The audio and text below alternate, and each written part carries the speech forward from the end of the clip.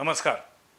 Aster आधार hospital प्रस्तुत emergency आवर या आमच्या विशेष कार्यक्रमामध्ये आपल्या सगळ्यांचं मनापासून स्वागत.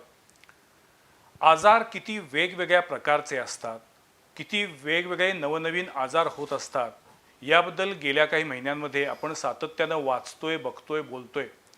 पण तरीसुद्धा गंभीर आजार, जीवघेणे आजार आणि इमर्जन्सी म्हणजे आणीबाणी उद्भवू शकेल अशा पद्धतीच्या वेळी आपण काय केलं पाहिजे, असे आजार जर आले तर आपण गांगरून जाऊ नये, अशावेळी नेमकं काय करून आपण त्या आणीबाणीला तोंड देऊ शकतो याबद्दलची एक प्रकारची तयारी करून घेण्यासाठी आम्ही हा कार्यक्रम सुरू केलेला आहे. वारंवार आम्ही सांगतोय की इमर्जन्सी मेडिकलची वेळ कुणावरच कधीच येऊ नये, पण दुर्दैवानं जर तशी वेळ आली तर आपण घाबरून जाऊ नये, गोंधळून जाऊ नये, याच्यासाठी आमची ही वृत्तमालिका आहे, विशेष मालिका आहे. आज आपण दोन वेगवेगळ्या विषयांच्या वैद्यकीय शाखांबद्दलची माहिती घेणार आहोत. एक आहे न्यूरोसर्जरी म्हणजेच मेंदूचे आजार विकार या संदर्भात, आणि दुसरा आहे रिकन्स्ट्रक्टिव्ह सर्जरी म्हणजे जर दुर्दैवानं अपघातामध्ये एखादा अवयव तुटला, मोडला, जर काही शरीराची मोडतोड झाली तर ती सुद्धा आजकाल दुरुस्त करता येते. ज्या पद्धतीनं अपघातामध्ये गाडीची मोडतोड झाल्यानंतर गाडीची दुरुस्ती करता येते, त्याच्यासाठी गॅरेजमध्ये नेता येतं, तसं मानवी शरीराची मोडतोड झाल्यानंतर सुद्धा त्याची दुरुस्ती करता येते. पूर्णपणे दोन वेगळ्या अशा या ब्रँचेस आहेत, पण दोन्हीमध्ये इमर्जन्सी उद्भवू शकते. आणि अशा या विषयावरती मार्गदर्शन करण्यासाठी आज आम्ही आमच्या स्टुडिओमध्ये बोलवलेले आहेत ॲस्टर आधार हॉस्पिटलमधील न्यूरोसर्जन डॉक्टर मंसूर अली सिताब खान यांना. नमस्कार सगळ्यांना. डॉक्टर मंसूर अली सिताब खान हे आज आपल्याला न्यूरोविषयक मार्गदर्शन करणार आहेत. मेंदूचे आजार, विकार आणि त्यातून उद्भवणाऱ्या इमर्जन्सीज याबद्दल ते आपल्याला माहिती देतील. तर सुरुवातीला म्हटलं त्यानुसार रिकन्स्ट्रक्टिव्ह सर्जरीमध्ये काम करणारे डॉक्टर अरुण कुमार देशमुख यांचंही स्वागत आहे. नमस्कार. दोन्ही डॉक्टरांचं स्वागत आहे. सुरुवात करूया न्यूरोपासून, मेंदूपासून. खरं तर कोणताही अवयव हा अत्यंत महत्त्वाचा असतोच, म्हणजे त्या अवयवाला इजा झाल्यानंतर आपल्याला त्या अवयवाचं महत्त्व कळायला लागतं, तोपर्यंत त्याची आपल्याला फारशी किंमत असत नाही. पण मेंदू हा असा अवयव आहे की तो तसं म्हटलं तर शरीरातला सर्वात महत्त्वाचा अवयव आहे. आपण हृदयाला अधिक महत्त्व देतो, पण हृदयाच्या बरोबरीनं किंवा हृदयापेक्षा सुद्धा अधिक महत्त्वाचा अवयव कुठला असेल तर तो म्हणजे मेंदू.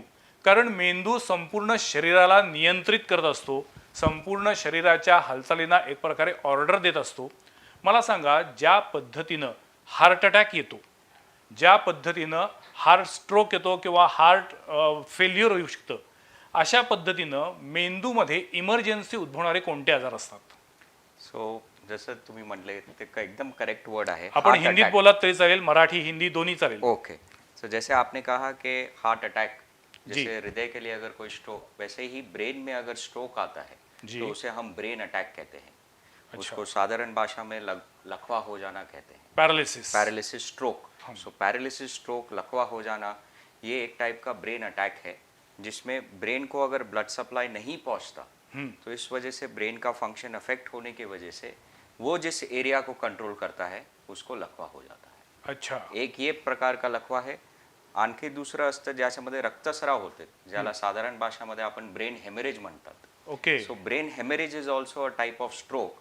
याच्यामध्ये पण पॅरालिसिस येतात.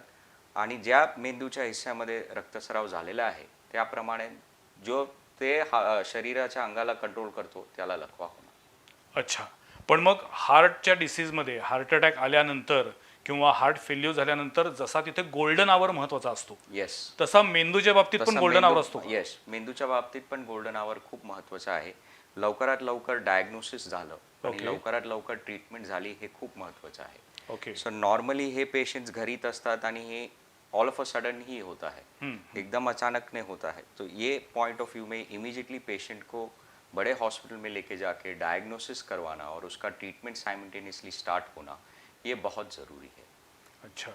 लेकिन क्या होता है कि हार्ट के लिए हम कुछ ना कुछ उसकी टेस्टिंग कर सकते हैं, म्हणजे त्याच्यामध्ये ECG पासून ते अगदी आपण एंजिओग्राफीपर्यंत करू शकतो आणि ते आजकाल नॉर्मल झालेलं आहे. परंतु मेंदूच्या बाबतीत मात्र असं कधी होत नाही. म्हणजे मला जाऊन माझा मेंदू तपासायचा आहे मेंदूची तपासणी करायची आहे असं कधी होत नाही. येस, मग मेंदूच्या बद्दल काय प्रिकॉशन घेतली पाहिजे, काय तपासण्या करता ते तुम्ही? मेंदू आणि हृदयासाठी जे रिस्क फॅक्टर्स आहेत ते सेम आहे. ओके. जसं हायपरटेन्शन, ब्लड प्रेशरचा आजार होणे, डायबिटीज, शुगरचा आजार होणे, बाकी स्मोकिंग किंवा ड्रिंकिंगची हॅबिट असणे, फिजिकल एक्सरसाइज नसणे, हे सगळे जे कॉमन फॅक्टर्स आहे ते रिस्क फॅक्टर्स असतात. आणि more than 60 years of age, 60 इयर्सच्या वरती जर गेलं आणि हे रिस्क फॅक्टर्स असलं तर you are a very high risk candidate for stroke probability. तर यासाठी आपले कोलेस्ट्रॉलचे चेकअप, तुमचे कोणतेही दुसरे हातपायाला काय आजार आहे किंवा हातपायाला मुंग्या येतात की हातपायाला नमनेस आहे, सून झालेले आहे, तर then you should take it seriously आणि त्यावेळी कोणतेही डॉक्टरकडे जाऊन ही टेस्ट करावं लागेल. ओके. मी आता येणार आहे देशमुख सरांकडं. देशमुख सर, जे जे हिंदी चित्रपट बघतात त्या सगळ्यांना प्लॅस्टिक सर्जरी माहिती आहे. अनेक हिंदी चित्रपटामध्ये प्लॅस्टिक सर्जरीतून पूर्णपणे चेहरा बदलला, पूर्णपणे संपूर्ण व्यक्तिमत्व बदललं, अशा पद्धतीचं चित्रण झालेलं आहे. मला तुम्हाला विचारायचं आहे की प्लॅस्टिक सर्जरी आणि आपण सुरुवातीला म्हटलं ती रिकन्स्ट्रक्टिव्ह सर्जरी, हे दोन्ही एकच आहे की दोन्ही वेगवेगळ्या गोष्टी आहेत? नाही, प्लास्टिक सर्जरीचा भाग हा रिकन्स्ट्रक्टिव्ह सर्जरी असं म्हणता येईल. ॲक्च्युली प्लास्टिक सर्जरी तसा सर्वसमावेशक आहे, खूप गोष्टी आहेत त्यात. बरं. म्हणजे अगदी सुंदर व्हायची सर्जरी, ज्याला आम्ही एस्थेटिक सर्जरी किंवा कॉस्मेटिक सर्जरी म्हणतो, तो एक भाग झाला. ओके. आणि एखाद्या शरीराच्या भागाचं पुनर्निर्माण करणं ते सगळं ह्याच्यात रिकन्स्ट्रक्टिव्ह सर्जरीमध्ये येतं. बरं. पण प्लास्टिक सर्जरीचाच भाग आहे. नाही, पण शरीराचं पुनर्निर्माण करता येतं हो. की आहे त्याच गोष्टीमधनं, म्हणजे खालची इकडची स्किन काढायची पायाची आणि ती छातीला लावायची किंवा गालाला लावायची, अशा पद्धतीनं बरं करता येतं? हो, पण ते पुनर्निर्माणच झालं ना, रिस्टोरेटिव्ह. रिकन्स्ट्रक्ट किंवा रिस्टोर अच्छा. आहे, त्यातून व्यवस्थित करायचं ते रिस्टोरेट. ओके. आणि नाही आहे एखादा भाग तिथं, तो पूर्ववत करणं किंवा निर्माण करणं हा रिकन्स्ट्रक्शनचा भाग आला. पण सगळं शेवटी प्लास्टिक सर्जरी. प्लास्टिक सर्जरी म्हणजे काय, शरीराच्या भागाचा आपल्याला पाहिजे तसा वापर करून घेणं. म्हणजे प्लास्टिकोज या शब्दापासून प्लास्टिक सर्जरीचं ती संज्ञा उगम झालाय. हां. तर प्लास्टिक म्हणजे काय, इट इज प्लास्टिकोज, हा एक ग्रीक वर्ड आहे. ओके. की ज्या म्हणजे टू मोल्ड, जसं आपल्या दैनंदिन जीवनातनं प्लास्टिक जे आहे त्या प्लास्टिकचा वापर तुम्ही कशाही स्वरूपात, कशाही शेपमध्ये, कशाही कलरमध्ये करू शकता. बरोबर. म्हणजे इतका तो पदार्थ आपल्याला फार फ्रेंडली आहे. तर त्या पद्धतीनं आपल्या शरीराचा भाग आपल्याला पाहिजे त्या पद्धतीनं त्याचा वापर करून घ्यायचा, ही म्हणजे प्लास्टिक सर्जरी. ओके. मग त्यात सगळं चालत. सौंदर्यवर्धक सर्जरी आली, भाजलेली सर्जरी आली, चेहऱ्यांची हाडं दुरुस्त करण्याची सर्जरी आली, हातापायांची सर्जरी आली. हातपाय तुटलेले असू देत, बोटं तुटलेली असू दे, भाजल्यानंतर झालेल्या जखमा असू देत, अपघातानंतर जे काही मोडतोड झालेली आहे शरीराची, सुरुवातीला म्हटलं, त्या सगळ्याची दुरुस्ती करण्याचं काम तुम्ही करता. हो. पण मग मेडिकल फील्डमध्ये बहुतेक प्रत्येक अवयवाला वेगवेगळ्या ब्रँचेस आहेत, स्पेशालिटी आहे. म्हणजे कोणी आय स्पेशालिस्ट असतं, सर न्यूरो स्पेशालिस्ट आहेत, कोणी कार्डियक फक्त हृदयाचे स्पेशालिस्ट असतात. पण तुम्हाला शरीरातल्या कोणत्याही भागावरती काही झालं तरी ते दुरुस्त करायचे, म्हणजे तुम्ही ऑल इन वन स्पेशालिस्ट असला पाहिजेत. हां, तसं म्हणता येईल. कारण आम्हाला अगदी डोक्याच्या केसापासून ते पायाच्या नखापर्यंत बरोबर कुठे ना कुठे प्लास्टिक सर्जनचा हात लागतो. बर. इंडिकेशन्स वेगवेगळे आहेत, पण महत्त्वाचं काय की टिश्यू मॉड्युलेटर्स म्हणून प्लास्टिक सर्जन्सना बघितलं जातं. अच्छा. किंवा हिलर्स किंवा प्रॉब्लेम सॉल्व्हर्स म्हणता येईल. Plastic surgery is nothing but a problem solving branch.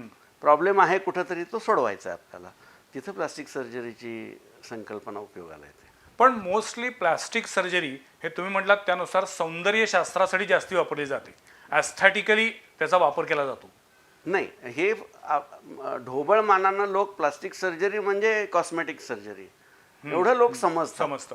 पण तसं नाही आहे. ती वस्तुस्थिती अशी आहे की टिश्यू मॉड्युलेटर किंवा मोल्ड द टिश्यू ओके म्हणजे प्लास्टिक.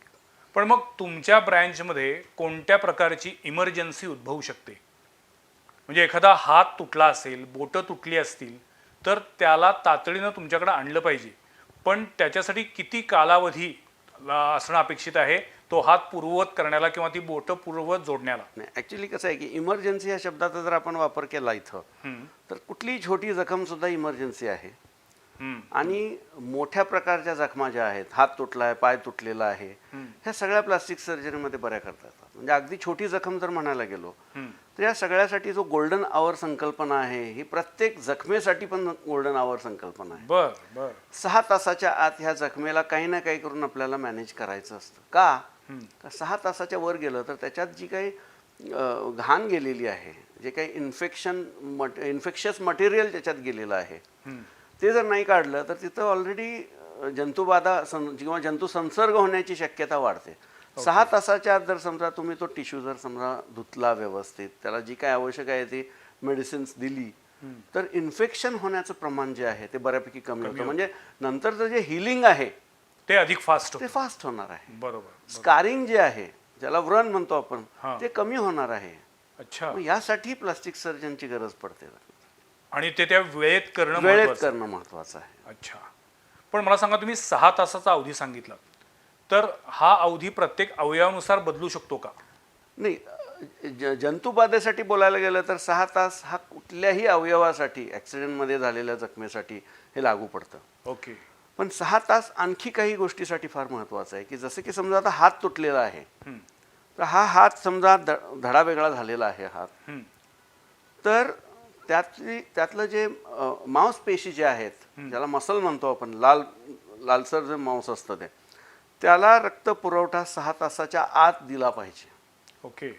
त्याला जर तो 6 तासाच्या आत मिळाला नाही तर ते जे स्नायूच्या ज्या काही पेशी आहेत त्या मृत होतात. ओके. नंतर करून उपयोग होत नाही. तर त्यासाठी 6 तासाचा गोल्डन आवर खरोखर जो आहे तो रेड मसल किंवा लाल मांस जे आहे त्याच्यासाठी फार महत्वाचा आहे. समजा बोट तुटला असेल तर बोटात काही मांस नसतं, बर. फक्त पिशवी आहे, ती कातडी आणि त्याच्या आत हाड, रक्तवाहिन्या वगैरे आहेत, पण त्याच्यात लाल मांस कमी नाही. आहे. ओके. त्यामुळं अशा ह्याच्यासाठी एक 6 ते 9 तास, 10 तास, 12 तास थांबू शकतो आपण वातावरणाप्रमाणे. आता थंडीच्या दिवसात झालं तर थोडंसं जास्त वेळ होतं, उन्हाळ्याच्या दिवसात थोडा तोच कालावधी कमी होतो.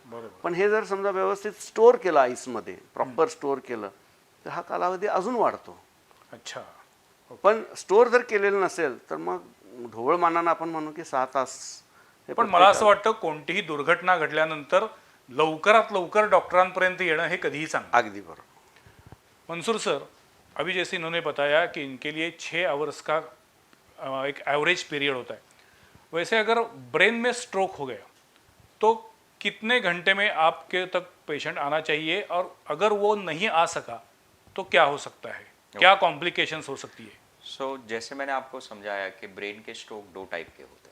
एक तो ब्लीडिंग हो गया, हेमरेज वाला स्ट्रोक हो गया, और एक हो गया जिसमें ब्लड ब्रेन को नहीं पहुंचता, जो नॉर्मल रिक्वायरमेंट होती है अच्छा. वो नहीं पहुंचता ब्रेन को, इस वजह से स्ट्रोक. म्हणजे जसं हृदयाला जर प्रॉपर रक्तपुरवठा झाला नाही नाही तर हार्ट हार्ट अटॅक अटॅक येतो. त्याचप्रमाणे मेंदूला जसं बरोबर रक्तपुरवठा पोचला नाही तर मग ब्रेन अटॅक येतात. त्याला साधारण भाषात ब्रेन अटॅकच म्हणतात. आणि मग त्याच्यामुळे स्ट्रोक येतो. तर तरी जसं सर म्हणाले, त्या we have to come within 6 hours. 6 तासामध्ये पेशंट आला तर आम्ही त्याच्यामध्ये रिव्हर्स करू शकतो, कारण मेंदू एक अशा ऑर्गन आहे त्याला आपण रिजनरेट करू शकत नाही, त्याला फक्त रिपेअर करू शकतो. सो सपोज 6 तासामध्ये त्याच्यामध्ये डॅमेज झाला आणि तो परमनंट डॅमेजमध्ये बदलला तर मग आम्ही काहीच रिव्हर्स करू शकणार नाही. म्हणजे हात पायाला जे लकवा झालेला आहे त्याची इम्प्रूव्हमेंटची शक्यता खूप कमी होऊन जातं. सपोज तेच पेशंट परत आलाय आमच्याकडे तर आम्ही ते जे ब्लॉकेड असतो त्याने औषधद्वारे किंवा त्याने अँजिओग्राफी, जसं आपण अँजिओग्राफी ही रक्त वळणाची तपासणी असतात, अँजिओग्राफी हार्टची नसते, ब्रेनची पण अँजिओग्राफी करतात. तर जेव्हा ब्रेनची आपण अँजिओग्राफी करतो, जिथे ब्लॉकेड असतो त्याला आपण औषधाने काढू शकतो किंवा त्याला आपण त्याच्यामध्ये पण स्टेंट्स असतात, त्याच्यामध्ये स्टेंट्स टाकू शकतो. सो जे रक्त पोचत नाही ते परत सुरू होऊन प्रोसेस चांगलं होऊ शकतो, पेशंटची रिकव्हरी चांगली होतात. सपोज याच्यामध्ये पण वेळ गेली आणि ते डॅमेज झालं आहे, परमनंट डॅमेज झालं आहे, तर त्याच्यानंतर रिकव्हरी आणि जे इम्प्रूव्हमेंटचे चान्सेस आहेत ते कमी होऊन जातात. पण मग आपण ब्रेन डेड म्हणतो, म्हणजे काय होतं नेमकं? कारण ब्रेन डेड पेशंटचं बाकी सगळं शरीरातल्या क्रिया सुरू असतात. नाही, फक्त हृदयाची प्रतिक्रिया सुरू असते, बाकीची सगळे प्रतिक्रिया बंद असतात. आणि इंटेन्सिव्हिस्ट आणि जे आयसीयूचे डॉक्टर्स असतात, जे आमची टीम आहे, ते आम्ही बाकीची प्रतिक्रिया त्याला जीवत ठेवतो. पण मग ऑर्गन डोनेशनसाठी heart is working, Okay. so blood supply to all the organs is going on, अच्छा. but functioning of organs is not happening. We अच्छा. are functioning the organs, so that is a time limit for that. That is also that we can manage it for 24 hours to 48 hours. म्हणजे brain dead झाल्यानंतर organ donation करायचं असेल तर त्याला सुद्धा काही विशिष्ट कालावधी Yes, आहे. yes, because हृदय 24 तास ते 48 तास काम करणार, अच्छा. Depending upon to patient. पण व्हेंटिलेटर चालू असला तरी ventilator is for ventilation lungs. Okay. हार्टचा काही संबंध नाही. हार्टचा काहीच संबंध नाही आहे त्याच्यासाठी. अरे means everything is interconnected in a way, yes, but brain dead मध्ये heart is pumping, heart is functioning and is giving blood to all the organs. So organs can be taken at that time. Heart can function for 24 to 48 hours in a normal individual.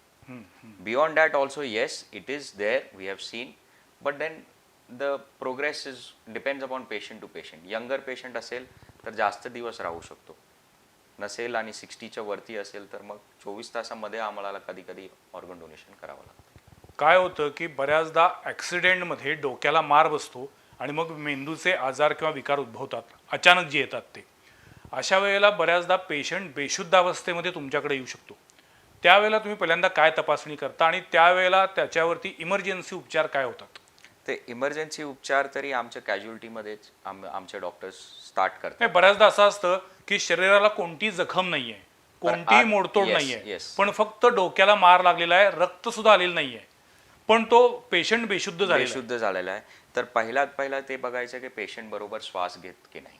Okay. Suppose ते patient श्वास नाही घेत असेल तर त्याच्यासाठी पेशंटला इंट्युबेशन म्हणून ते आपण एक ट्यूब टाकतात आणि पेशंटला व्हेंटिलेटरवर ठेवतो. ते झाल्यानंतर मग आम्ही पेशंटला CT स्कॅनसाठी शिफ्ट करतो आणि CT जे आहे ते CT स्कॅनमध्ये आपल्याला एक 10 मिनिटात कळतात की ब्रेनमध्ये आतमध्ये काय मार लागलेला आहे आणि त्यानुसार ट्रीटमेंट सुरू होतं. अच्छा. सगळ्यात महत्त्वपूर्ण ब्रीदिंग, एअरवे आणि ब्रीदिंग ते सिक्युअर झाल्यानंतरच पुढची आपण काही तपासणी करूया, कारण जीव वाचण्याचे खूप आवश्यक आहे. So basic function is breathing, श्वास घेणे. तर श्वासाची प्रतिक्रिया चांगली असली तरीच आपण पुढचं काही करू शकतो. सो फर्स्ट पेशंटला आपण ट्यूब टाकून इंट्युबेट करून व्हेंटिलेटरवर ठेवून CTला शिफ्ट करायचं. मेडिकल सायन्सला मेंदूची संपूर्ण रचना कळालेली आहे? नाही, अजून नाही. अजून खूप गोष्ट आहे जे आम्हाला माहीत नाही आहे. अजून खूप गोष्ट आहे जे आम्ही रिसर्च करत आहे सगळीकडे. कारण मन नावाची जी गोष्ट असती ती हृदयात असते की मेंदूत असते, या प्रश्नाचं उत्तर मला आजपर्यंत कोणी समाधानकारकरित्या दिलेलं नाहीये. आता इन लास्ट 10 इयर्समध्ये एक शोध झालेली आहे आणि एक जे ब्रेनचे वेगवेगळे पार्ट्स आहे, तर एक पार्टमध्ये त्याच्या एक हिस्सा म्हणाले की दॅट इज फॉर मन, आपण ज्याला मन म्हणतात, ज्याच्यातून इमोशन्स तयार होतात. ते MRI करून मग एकदा रिसर्चमध्ये एक व्यक्तीला बसवलं होतं, त्याला मेडिटेशन सांगितलं होतं, त्यांनी मेडिटेशन केलं आणि ते ब्रेनचा तो हिस्सा हायलाइट झाला, MRI मध्ये ते कळलं. So we have decided that response to the 6th sense or मन part or the emotions part of it, जे आपल्याला म्युझिक ऐकतात की जे कोणतीही आवडती गोष्ट आपण जे केली आणि जे हॅपीनेस कळते, जे इमोशन्स येते ते त्या हिस्साने येतात. त्याला medial temporal lobe, mesial temporal lobe म्हणून म्हणतात. नाही, पण काय आहे, शरीरामध्ये एखादी वेदना होत असेल तर ती आजकाल थांबवता येते. येस. त्यासाठी मेंदूत ज्या काही व्हेन्स आहेत त्या व्हेन्समध्ये थोडे उपचार करून काही बदल करून वेदना रहित करता येतं. पण तसं इमोशन्सवरती अजून सापडले का की अमुक इमोशन्सचा उगम इथून होतोय? मग तसं असेल तर उद्या एखादी व्यक्ती ही प्रचंड विध्वंसक असेल तर त्याचा विध्वंस वृत्ती कमी करण्यासाठी त्याच्या मेंदूमध्ये काही बदल करता येणं शक्य आहे का? नाही, आता तर काय नाही असं. There is nothing like that. मेमरीबद्दल आणि इंटेलिजन्सबद्दल हे वेगळी गोष्ट आहे. ओके. सो याच्यामध्ये न्यूरोसर्जरी किंवा न्यूरोलॉजी येत नाही. Memory and IQ is a different concept related to brain definitely, but that is a different concept altogether. So that doesn't relate to this. Deshmukh sir, आत्ता आपण म्हटलं मगाशी त्यानुसार की संपूर्ण शरीरामधल्या कोणत्याही भागात मोडतोड झाल्यानंतर ती दुरुस्त करण्याची जबाबदारी तुमच्याकडे असते. असा कोणता अवयव आहे की जो दुरुस्त करताना सर्वात जास्त दमवतो? त्रास देतो. आजपर्यंतच्या तुमच्या अनुभवामध्ये अशी कोणती केस आठवते का तुम्हाला की अमुक ठिकाणी रिकन्स्ट्रक्टिव्ह सर्जरी करताना भयंकर त्रास होतो? मी हाताला पहिलं प्राधान्य देईन, म्हणजे सोपं की अवघड? अवघड म्हणून. बर. कारण काय आहे, याची रचना सगळी माहिती आहे आपल्याला, व्यवस्थित काम सुद्धा करतो. पण ही जे 5 बोटं आहेत जे सिंक्रोनसली काम करतात, हा. हे जर तुम्ही जर पेशंटला जर नंतर देऊ शकलात किंवा पेशंट 3 महिन्यानंतर स्वतःचा हात वापरून जर काम करत असेल तरच ते सक्सेस आहे. दिसायला हात सुंदर आहे पण काम करत नाही, माझ्या दृष्टीनं इट्स अ युजलेस सर्जरी. बरोबर बरोबर. करून उपयोग नाही आहे. बरोबर. तर आपली प्रायोरिटी पाहिजे की हे फंक्शनल लिंब त्याला द्यायला पाहिजे. बाकी सुंदर करणं हे काय फार मोठं काम नाही आहे. आता नाक तुटलं, नाक जोडलं, पहिल्यासारखंच होणार आहे. नाकाला फंक्शन काही नाही आहे. कान तुटला, श्वास घेणं हे सगळ्यात मोठं फंक्शन आहे. नाही, हे बाहेरचं जे नाक दिसतं ते काढून जरी टाकलं तरी माणूस श्वास घेतो. ही फक्त छिद्र आहेत ज्याच्यातून हवा आत जाते, बर. बाकी त्याला काही काम नाही आहे. अच्छा. जे काही काम आहे ते सगळे आत आहेत सगळ्या गोष्टी.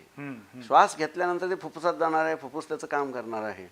वास जो घेतो ते इथं वरती आहे, त्याच्या जाऊन मेंदूत जाऊन त्याचं अनालिसिस होणार आहे. नाक नसलं तरी काही बिघडत नाही. बाहेरचा हा जे कान जो दिसतो तो नसला तरी काही बिघडत नाही आहे. फंक्शनली चेहरा विद्रूप जरी असला तरी काही काम अडत नाही आहे. बरोबर. हात आणि पाय जे आहेत, काम करता आलं पेशंटला, स्वतःचं स्वतः जरी करता आलं, बटन लावता आलं, वस्तू उचलता आल्या, ते खरं चॅलेंजिंग आहे. तर त्यासाठी मी असं म्हणेन की माझ्या दृष्टीनं हात पाय एक वेळ नसला चालतो का, नकली पाय बसून सुद्धा काठीसारखा टेकत तो जाऊ शकतो, पण हाताचं तसं नाही आहे. बरोबर. हात हा एक चॅलेंजिंगच सर्जिकल पार्ट आहे. पण डॉक्टर साहेब, तुम्हाला अशी कुठली एखादी केस आठवते का की जी तुमच्या दृष्टीनं ॲज अ डॉक्टर म्हणून इंटरेस्टिंग होती? हां, आता मगाशी मी हाताचा उल्लेख केला, तर हातातलं कसं प्रत्येक बोट हे महत्त्वाचं आहे आणि त्यात अंगठा, अंगठा हे हाताचं 50% काम करतं. आणि आपल्याला लॉकडाऊन काळात ज्यावेळी कोरोनामध्ये सगळं ज्यावेळी लॉकडाऊन होतं अशा वेळी पेशंट आलेली होती. बर. शेतीची कामं चालू होती, अंगठा तुटला होता कडबा कुट्टी मशीनमध्ये. बर. तर अंगठा गेला म्हणजे 50% काम गेलं. अशा वेळी अंगठ्यावर आम्हाला विशेष लक्ष देऊन हे करावं लागतं आणि सांगायला आनंद होतो की तो अंगठा परत जुळला पेशंटचा. आणि पेशंट पूर्ववत अगदी पहिल्यासारखं जरी काम करत नसेल तरी सुद्धा तिच्यापुरतं काम जे काय आहे ते पेशंट करू शकते.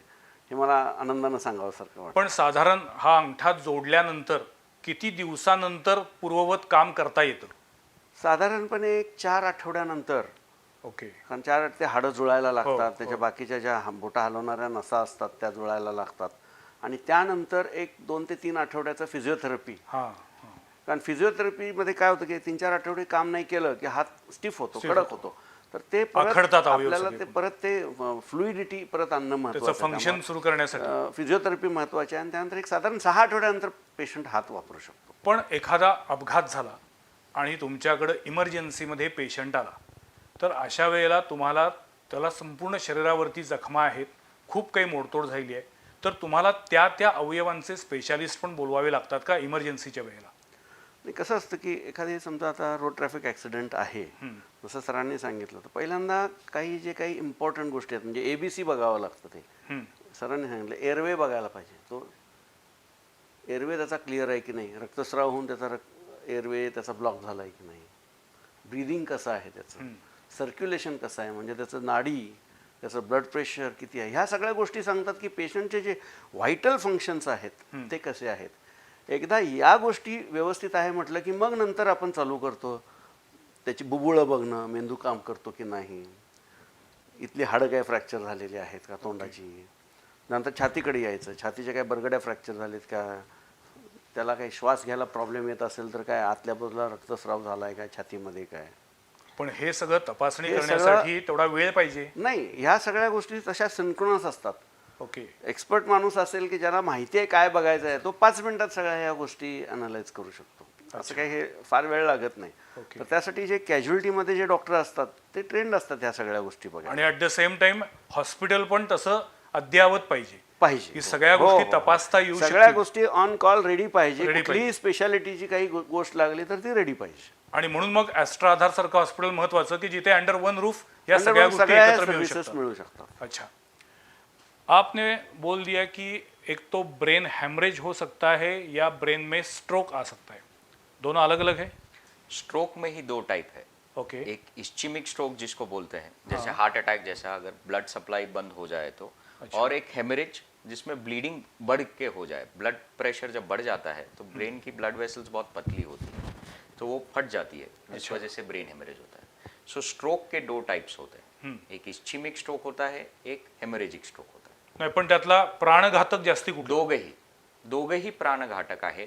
दोघेहीमध्ये ट्रीटमेंट खूप ऑपोजिट आहे। याच्यामध्ये रक्तस्राव झालेला आहे आणि याच्यामध्ये रक्त पोसत नाही, तर याच्यामध्ये आपल्याला रक्त पातळ करण्याचे इंजेक्शन वगैरे द्यावे लागतात, ऑपरेशन पण लागू शकते। याच्यामध्ये जे रक्तस्राव, रक्ताची गुठली मोठी असेल तर त्यासाठी ऑपरेशन लागतो, ताबडतोब ऑपरेशन लागतो इमर्जन्सीमध्ये। आणि जे रक्ताची गुठली झालेली आहे आणि त्याच्यामध्ये जे ब्रेनचं प्रेशर वाढलेलं आहे त्यासाठी इमर्जन्सी ऑपरेशन करून ते रक्त काढावं लागतात आणि प्रेशर कमी करावं लागतात, ब्रेनचं प्रेशर कमी करावं लागतं। अच्छा, पॅरालिसिस किंवा लकवा हा पूर्णपणे बरा होणारा आजार आहे का? येस, अगेन डिपेंड करतात ते कशामुळे झालेलं आहे आणि केवढी लवकर आपल्याला ट्रीटमेंट सापडलेली आहे। जसं मी म्हणालो की विदिन फर्स्ट 6 आवर्स सपोज तुमच्याकडे ट्रीटमेंट सापडली आणि परमनंट डॅमेज नाही झालेला आहे तर मग तुम्ही इम्प्रूव्ह होऊ शकतात हे। आणि पण आणखी ब्रेनाच्या मध्ये 1-2 ठिकाणे असे आहे की तिथे सपोज आपण विदिन 1 आवर पण ट्रीटमेंट दिली पण रिकव्हरी होत नाही। अच्छा, कारण मेंदू एक कॉम्प्लेक्स ऑर्गन आहे, याच्यामध्ये कोणत्याही ठिकाणी आपण ऑपरेशन करू शकत नाही। खूप असे नाजूक मेंदू आहे, त्याच्यामध्ये ऑपरेशन करू शकत नाही आणि त्याच्यामध्ये झटका बसला की किंवा स्ट्रोक आला की किंवा तिथे ब्लीडिंग झाली तर ऑपरेशन पण नाही करू शकत आणि ते डॅमेज परमनंट असू शकतो।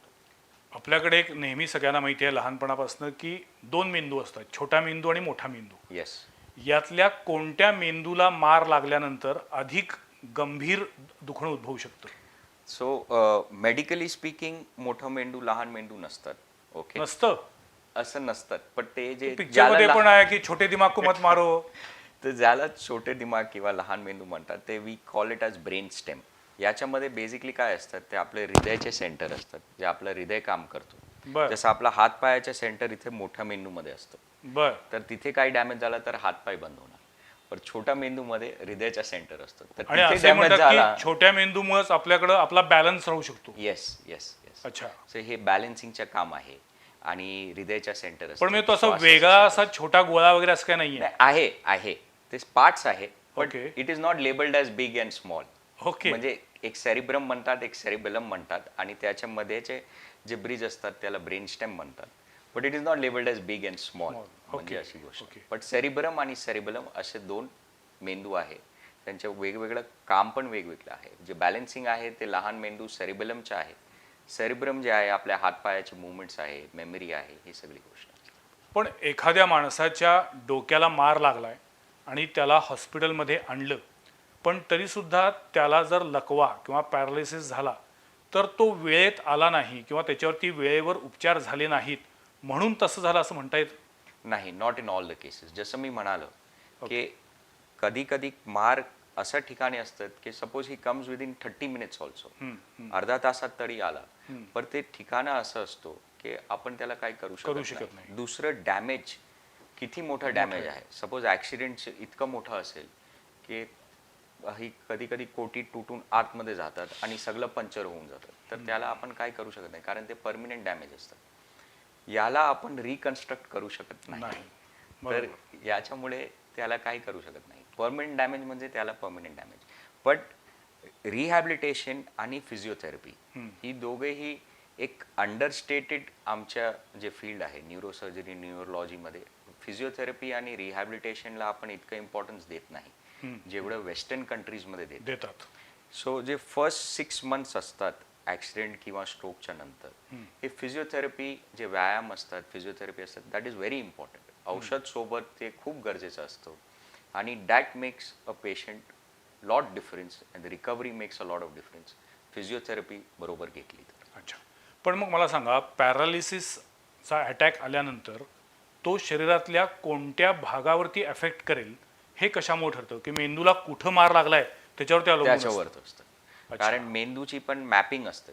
म्हणजे right side left right side, side हो त्यात पुन्हा हात आहे का, चेहरा आहे Yes, का, पाय yes. आहे का, संपूर्ण बॉडीचा एक पार्ट आहे? Exactly sir. सो मेंदूचे मेन 2 हाफ्स असते, राईट आणि लेफ्ट. ओके. तर right half controls left half of the body. म्हणजे उजवा मेंदू डावा हात पायला कंट्रोल करणार, डावा मेंदू उजवा हात पायला कंट्रोल करणार. अच्छा. आणि आपले जे स्पीच असतात, आपण जे बोलतात, ते मोस्टली 90% जे राईट हँडेड इंडिव्हिज्युअल असतात त्यांची डावीकडे स्पीच असतात. बर. तर जे बोलणं आहे, आपण बोलतोय, आपण समजतोय आणि त्याप्रमाणे मी उत्तर देतोय, तुम्ही त्याप्रमाणे उत्तर देतात, हे जे स्पीचचे कंपोनंट, फक्त बोलण्याचे स्पीच नसतात, to understand each other is speech. Right. So that is what is there mostly right handed इंडिव्हिज्युअल्समध्ये लेफ्ट साईडला असतं. अच्छा. So accordingly every part of brain controls some part of the body. तर अच्छा. ते डॅमेज झालं तर तो पार्ट डॅमेज होणार, अशी गोष्ट. ओके. देशमुख सर, पुन्हा तुमच्याकडे येतो. व्हॅस्क्युलर सर्जरी हा शब्द मी ऐकलेला आहे, पण म्हणजे काय नेमकं? रक्तवाहिनीची निगडीत जी सर्जरी आहे ती व्हॅस्क्युलर सर्जरी. बर. पण मग रक्तवाहिन्या तुटल्या असतील तर त्या पुन्हा जोडता येतात पूर्णपणे? हो. आपल्या शरीर सगळं चालतं हे रक्तप्रवाह असेल तरच. जसा ऑक्सिजन पाहिजे, पण तो ऑक्सिजन घेऊन जाणारं मीडियम म्हणून रक्त आहे.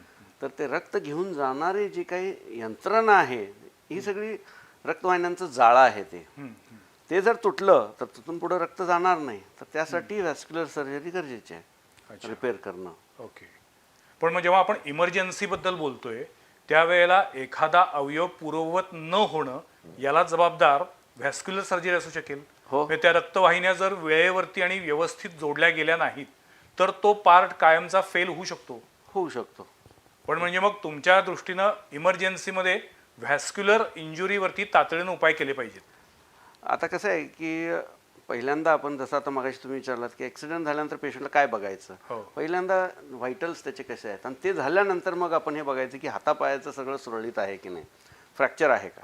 हां. फ्रॅक्चर जर असेल तर कुठला फ्रॅक्चर आहे साधारण अंदाज घेऊन त्याच्या बाकीच्या नाड्या लागतात की नाहीत पायाच्या, हाताच्या, त्याच्यावरून एक अंदाज येतो की रक्त येतंय की नाही तिथंपर्यंत. आता आपल्याकडे प्रत्येकाकडे एक पल्स ऑक्स मीटर आहे, ते लावलं तर ते ऑक्सिजन सॅच्युरेशन पण दाखवतं. पण जर रक्त जर येत नसेल तर ऑक्सिजन सॅच्युरेशन दाखवणार नाही. तर ती इमर्जन्सी होऊ शकते त्या भागापुरती. म्हणजे हातासाठी असेल, पायासाठी असेल, तर इथं व्हॅस्क्युलर सर्जरीचा रोल आहे. ओके. किंवा काही काही वेळी ॲक्सिडेंट नसतो, काही नसतं, पण अचानकच पेशंटच्या हातापायाला मुंग्या आलेल्या आहेत किंवा चालना झालेल्या आहेत. अशा वेळी गुठळी निर्माण होऊ शकते रक्तवाहिनीमध्ये, जी बऱ्याचदा हृदयापासून आलेली असते. हृदयाचा पूर्वीचा जर विकार असेल तर तिथून गुठळी निघून ही अशी हातापायात अडकू शकते. ही सुद्धा इमर्जन्सी आहे की ज्याला आपण म्हणतो एक 6-8 तासाचा जो काही इंटरवल आहे त्याच्यात जर ते आपण त्याला ट्रीट करू शकलो नाही तर जसा हार्ट अटॅक आहे, जसा ब्रेन अटॅक आहे, तसा हा लिंब अटॅक म्हणता येईल ह्याला. बरोबर. बरोबर. लिंब अटॅक काळा निळा पडून तो काढावा लागेल, अँग्रीन होतं ते. हां. तर यासाठी व्हॅस्क्युलर सर्जरी गरजेची आहे. बरोबर. ओके. पुन्हा एकदा तुमच्याकडे येतो. मला तुम्हाला विचारायचं आहे की मेडिकल सायन्समध्ये प्रचंड वेगानं टेक्नॉलॉजी बदलत चालली आहे. अशा वेळेला नवीन टेक्नॉलॉजीमुळं न्यूरोसर्जरीमध्ये, न्यूरोसायन्समध्ये काही इमर्जन्सीमध्ये बदल झालेले आहेत का, किंवा पेशंटला रिलीफ मिळेल अशी काही नवीन टेक्नॉलॉजी आता आलेली आहे का? इमर्जन्सी नाही, मीन्स चेंज ऑफ टेक्नॉलॉजीमध्ये असं आलं आहे की आपण दुर्बिणाने ऑपरेशन करू शकतो. ओके. तर खूप सगळे नाही पण खूप ऑपरेशन्स आहे जे आपण दुर्बिणाने कॅमेरा टाकून एक सिम्पल होल करून कोटीतून पूर्ण कोटी काढायच्या पेक्षा फक्त एक छिद्र करून तिथेतून कॅमेरा टाकून त्याला होल करून ऑपरेशन करू शकतो. So that is one of the technology. Advances में एक और टाइप का सर्जरी है, याच्यामध्ये अवेक क्रेनिओटॉमी म्हणतात. म्हणजे पेशंटला भूल न देताना ऑपरेशन करायचं. Means patient is awake, patient जागा असतो आणि आपण तिथेच भूल देऊन ऑपरेशन करतो. अच्छा. लोकल एनेस्थेसियामध्ये याचे ॲडव्हान्टेजेस आहे. याचे ॲडव्हान्टेजेस हे आहे की जसं मी सांगितलं की मेंदूच्या प्रत्येक ठिकाणी एक प्रत्येक काय काम करतो शरीराच्या अंगात. सपोज त्या ठिकाणी कोणतंही ट्यूमर की रक्तस्राव की काही गाठ असेल आणि त्याला काढायची असेल आणि I don't want to damage it, operation करताना काही डॅमेज नाही बसलं, त्यासाठी आम्ही हे अवेक क्रेनिओटॉमी करतात. याच्यामध्ये पेशंट जागा असतो आणि ऑपरेशनच्या मध्ये आम्ही मॅपिंग करताना पेशंटला हात पाय हलवण्याचे सांगतात की बोलायला सांगतो, त्यानुसार मग ऑपरेशन करतात. तुम्ही आता ट्युमरचा विषय काढलात, पण ट्युमर म्हणजे एक प्रकारे कॅन्सर. येस. मेंदूमध्ये जर ट्युमर असेल, तो ट्युमर काढण्याचं काम न्यूरोसर्जन करतो किंवा ऑन्कोलॉजिस्ट करतो? नाही, न्यूरोसर्जन करतो. मेंदूच्या कोणतंही ऑपरेशन न्यूरोसर्जन करतो, बरं. ऑन्कोसर्जन करत नाही. ऑन्कोसर्जन बाकीचे वेगळे कॅन्सर करतात, पण ब्रेनचे कॅन्सर करत नाही. पण मग ब्रेन ट्युमरवरती पण उपचार तुम्हीच करता? येस. आता रोबोटिक सर्जरीज येत आहे न्यूरोसर्जरीमध्ये, तर that is also a good option. But ते आता रिसर्चमध्ये आहे. रोबोटिक सर्जरी अजून पूर्ण आलेलं नाही आहे. बट एंडोस्कोपिक सर्जरी जे कॅमेरा करून आपण ऑपरेशन करतात, त्याने तरी खूप आहे आणि त्याचे इंडिकेशन्स पण खूप झालेले आहे आणि रिझल्ट चांगले आहे आणि इम्प्रूव्हमेंट खूप आहे त्याच्यामध्ये. पण आता नवीन टेक्नॉलॉजीमुळं लिव्हर ट्रान्सप्लांट होऊ शकते, किडनी ट्रान्सप्लांट होऊ शकते, हार्ट ट्रान्सप्लांट होऊ शकेल, पण मेंदू ट्रान्सप्लांट शक्य आहे का? नाही, आता तरी सध्या तरी नाही. Not at present. म्हणजे मेंदू हा एकमेव आणि एकमेवा द्वितीय आहे. Yes. त्याची जागा दुसरं कुणीही घेऊ शकत नाही. नाही. त्यामुळे ज्याचा त्याचा मेंदू ज्याचा त्याच्याकडेच राहणार. येस. मेंदूचा आकार सगळ्यांचा सारखा असतो का कमी जास्त असतो? जे 40 वर्ष वयाचे 10 पुरुष घेतले किंवा 10 स्त्रिया घेतल्या तर सगळ्यांचा आकार सारखा असतो? सारखा असतो. आकार सारखा असतो. थोडेफार चेंजेस असतात, पण काही मोठं नाही. Otherwise the brain look same, shape is same, आकार सेम असतो, वजन सेम असतो, दिसायला सेम असतात. बाकी थोडे फार चेंजेस असतात. आता माझा हात थोडं वेगळं दिसेल तुमच्यापेक्षा, बट बेसिक 1 थंब 4 फिंगर्स तशी गोष्ट सेम असतात. ओके. न्यूरो विभाग जो आहे ॲस्ट्रा आधारमध्ये, त्याच्यामध्ये कोणकोणत्या फॅसिलिटीज आहे? आलेल्या पेशंटला तुम्ही कशा पद्धतीनं ट्रीट करू शकता? ओके, तर मी तरी आहेच न्यूरोसर्जन, न्यूरोलॉजिस्ट आहे आमच्याकडे. Then we have fully equipped ICU. ICUमध्ये कोणतेही न्यूरोसर्जिकल किंवा न्यूरोलॉजिकल इमर्जन्सी आली, ॲक्सिडेंटसोबत पॉलिट्रॉमाचे ॲक्सिडेंट्स आले ज्याच्यामध्ये मेंदूच्या हेड इंजरी असतात, त्याला आम्ही केटर करू शकतो. कारण आमच्या हॉस्पिटलमध्ये सगळेच स्पेशलिस्ट आहे. Plastic surgeon, orthopedic surgeon, anesthetist. आमचे जे ICU आहे त्याच्यामध्ये फुल टाईम इंटेन्सिव्हिस्ट असतात. ओके. इंटेन्सिव्हिस्ट सोबत मेडिकल ऑफिसर्स असतात. आमचे जे स्टाफ आहे ते are trained for neuro cases. माझे एक वॉर्ड आहे 5th फ्लोअरवर, स्पेशल वॉर्ड आहे. ते हाय डिपेंडन्सी युनिट म्हणून आहे. त्याच्यामध्ये न्यूरोचे पेशंट ठेवतात आणि कारण ते पेशंटला लखवा असतो, ते कधी कधी बेशुद्ध असतात, तर त्याची नर्सिंग केअर जसे घ्यायचे असतात. कारण ते पेशंट सांगणार नाही की माझा पाय दुखतो, बरोबर, की मला ताप आला आहे, बरोबर. तर त्याची नर्सिंग केअर थोडी वेगळी असते. तर माझे जे नर्सेस आहेत ते आर ट्रेंड, तेच फक्त त्या वॉर्डला असतात. आमच्याकडे फिजिओथेरपीचे डिपार्टमेंट आहे, त्याच्यामध्ये फिजिओथेरपिस्ट आहे 24/7. ते अवेलेबल असतात. ते एक्सरसाइजेस, व्यायामच्या बघतात. फिजिओथेरपिस्टकडे आमच्याकडे इलेक्ट्रिकल स्टिम्युलेशनची सवय आहे. तर जे हातपायाला पॅरालिसिस असतो त्या मसल्सला आम्ही इलेक्ट्रिकली स्टिम्युलेट करतात. So from emergency to rehabilitation आमच्या 1 रूफमध्ये न्यूरोसाठी full treatments are available. Okay. Under 1 roof आणि we cater to everything from neurosurgery. आणि मायक्रोस्कोप आहे, एंडोस्कोप आहे, तर त्याने आम्ही एंडोस्कोपने ऑपरेशन करतात, मायक्रोस्कोपने ऑपरेशन करतात. जातात एक शेवटचा प्रश्न माझ्या डोक्यात आला. फिट्स येणे हा जो प्रकार आहे हा पुन्हा मेंदू विकाराशीच निगडीत आहे ना? येस. फिट्स पूर्णपणे बऱ्या होऊ शकतात का आणि वयाच्या कोणत्या टप्प्यावरती फिट्स येऊ शकतात? नाही, हे एक खूप मोठा टॉपिक आहे.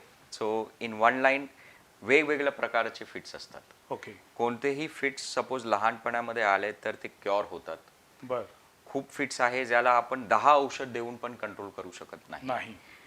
कोणते फिट्स असे आहे ज्यासाठी आपण ऑपरेशन करून पेशंटला बरं करू शकतो. आणि ही माझी स्पेशालिटी आहे, कारण मी फेलोशिप केलेली आहे पीडियाट्रिक न्यूरोसर्जरीमध्ये. ओके. तर ही मोस्टली फिट्स जे आपण बघतात ते लहान बाळामध्ये बघतात. आणि कोणते प्रकारचे फिट्स असतात त्याला आपण ऑपरेशन करून नीट करू शकतो. So they get permanently क्युअर्ड. असं नाही की औषध घेऊन त्याला कंट्रोल करायचं आहे, पण ऑपरेशन केल्यानंतर पेशंट कम्प्लिटली क्युअर होतात. असे पण आहे. फिट्सलाच ग्रामीण भागामध्ये फेफरे येणं असंही म्हणतात. सो हे जर व्यवस्थित वेळेवरती उपचार केले तर ते बरं होऊ शकतं, किमान कंट्रोल होऊ शकतं. येस. देशमुख सर, शेवटचा प्रश्न आहे. आत्तापर्यंत ॲस्ट्रा आधारमध्ये तुमच्या डिपार्टमेंटला रिकन्स्ट्रक्टिव्ह सर्जरीमध्ये कोणकोणत्या अवयवांवरती काम झालेलं आहे? मगाशी सांगितल्याप्रमाणे हेड टू टोज सगळं झालेलं आहे. सगळं झालेलं आहे.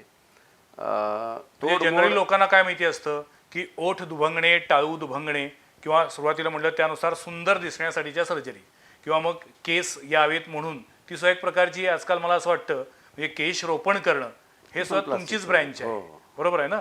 किंवा चामखेळ काढणं, वांग काढणं, नको असलेले डाग काढणं इथपर्यंतच लोकांना माहिती आहे. पण अडचणीच्या वेळी, इमर्जन्सीच्या वेळेला, गरजेच्या वेळेला कोणत्याही अवयवामध्ये मोडतोड झाल्यानंतर ती दुरुस्त होऊ शकते याचा ॲश्युरन्स तुम्ही देऊ शकता का? हो, देऊ शकतो.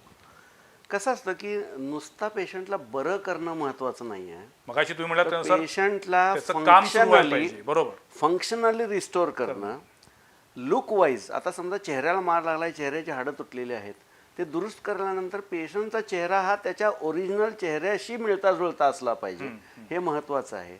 आणि समजा त्यात जर शक्य असेल तर ओरिजिनलपेक्षा सुद्धा चांगलं करणं हे सुद्धा एक प्रायोरिटी असते आमच्या at the back of mind. पण एखादा पेशंट तुमच्याकडे आला, काही कारण नाही पण मला माझा पूर्ण चेहरा बदलून द्या, तर तुम्हाला देता येतो? नाही, लिगली असं- आणखीन मॉरली दोन्ही अर्थाने विचारतोय. नाही, ह्या सगळ्या गोष्टी थोड्याफार प्रमाणात शक्य आहेत, नाही असं नाही, पण केस टू केस आपल्याला हा विचार करावा लागेल. नुसता वॉक इन पेशंट आहे, पहिल्यांदा जर असा वॉक इन असेल माझा चेहरा बदला, तर पहिल्यांदा त्याचं सायकॅट्रिक इव्हॅल्युएशन होणं फार महत्त्वाचं आहे. कारण नाही, कसं आहे की पेशंट येतो त्याची काहीतरी रिक्वायरमेंट आहे, पण ती रिक्वायरमेंट कारणं तशी का बनलीत आणि ती genuine आहेत का? येस, जेन्युन आहे का? जेन्युन असेल तर काय आहे? आणि सायकॅट्रिक इव्हॅल्युएशन फार महत्त्वाचं आहे त्याचं. असं वॉक इन पेशंटला तर आपण असं नाही हे करू शकतो. पण ॲस्ट्रा आधार हॉस्पिटलमध्ये तुमच्या डिपार्टमेंटसाठी कोणकोणत्या फॅसिलिटीज तुम्ही पेशंटला देऊ शकता? नाही, आता सांगितल्याप्रमाणे आता इमर्जन्सी आवरमध्ये बोलायचं झालं तर आमच्याकडे सरांनी सांगितल्याप्रमाणे आमच्याकडे सगळे स्पेशालिस्ट आहेत जे इमर्जन्सीमध्ये म्हणजे हेड टू टो जे लागतं, की मी न्यूरोसर्जन आहे, हाडांचे डॉक्टर आहेत, मी प्लास्टिक सर्जन, व्हास्क्युलर सर्जन आहे. पोटाला जर मार लागला असेल आतल्या अवयवांना तर आपल्याकडे सर्जन्स आहेत. त्यामुळं सर्व यंत्रणा आहे, सुसज्ज आहे. त्यामुळं आणि ICU बॅकअप आहे. समजा आता छोट्या छोट्या रक्तवाहिन्या ज्या जोडायच्या आहेत त्याच्यासाठी अद्ययावत मायक्रोस्कोप आहे, त्याच्यासाठी लागणारे जे अगदी सुपरफाईन इन्स्ट्रुमेंट्स आहेत ते आहे. आणि महत्त्वाचं म्हणजे ते स्किल आमच्याकडे आहे, ते पेशंटला पूर्वत करायचं. त्याचा बॅकअप आमचा जो असिस्ट करणारा जो स्टाफ आहे तो ट्रेंड आहे याच्यात. त्यामुळं एक होलिस्टिक अप्रोच ठेवून आम्ही पेशंटला बरं करू शकतो. शेवटचं वाक्य अत्यंत महत्त्वाचं आहे. होलिस्टिक अप्रोचनं उपचार केले जातात.